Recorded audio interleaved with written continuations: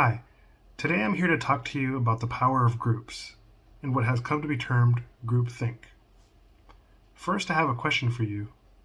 What do you think the international space race and Nazi Germany have in common? I'll tell you.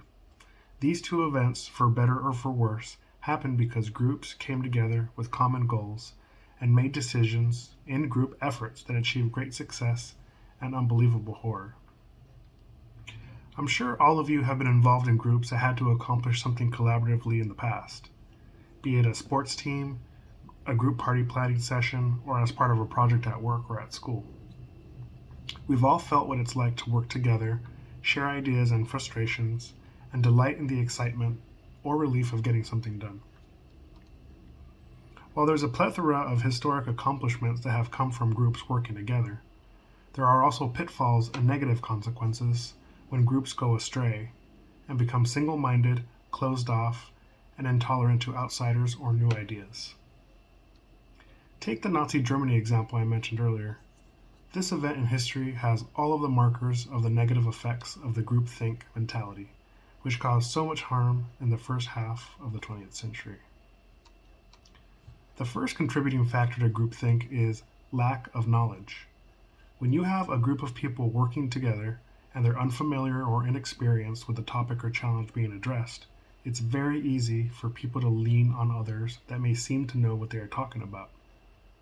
The effect of declining to participate in thoughtful discussion is that one person may rise to the top and eclipse the input of the rest of the group.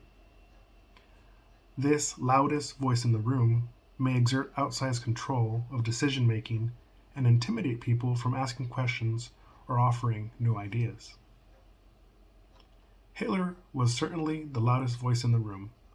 He used intimidation, passionate language, and the claim of expertise to convince the people around him and prevent dissenting language and ideas. His success was also a result of the rapid decline of Germany as a world power after losses in World War I and through the Great Depression. The German population was confused and tired, in a sense, lost. The Nazi Party capitalized on this by providing a solid narrative and expertise on the state of their country and providing a common enemy that they could work together to eradicate. This blind consensus happens in everyday life, and it can lead to faulty thinking and decision making. It can very well lead to the inability to foresee the consequences of decisions, even if they're staring everybody right in the face. Another contributing factor is blind loyalty. You may see this in sports all the time. People are loyal to certain sports teams, and regardless of questionable ethics by players, management, or owners, they'll stick to their teams no matter what. It's also similar to nationalism in politics. It's the mentality that a lot of people have that their country is number one, and everyone should just fall in line. These national loyalties are part of the reason that dissent can be so difficult. In Nazi Germany, dissenting against the party was a supreme act of betrayal and a taboo topic among families.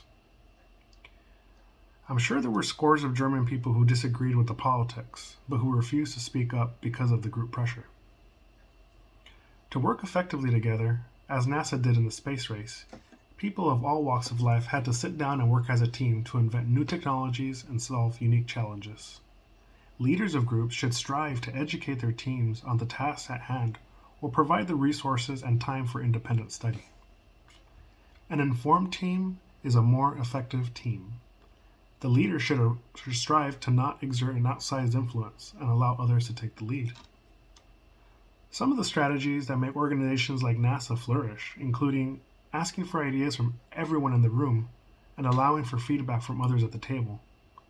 And as far as dissent, it should be actively encouraged. Kind of like a devil's advocate situation where people are chosen to provide a counter to an idea.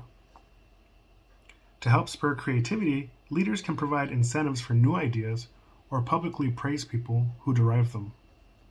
And if that is not quite enough to bring new ideas, it could be helpful to have a centrally located opinion box where people can contribute anonymously. Also, if groups become too close-knit, the danger of stalling creativity may occur, So it may be helpful to split people into smaller, unconventional groups, or even bring in people from other departments or from other fields to bring in fresh ideas.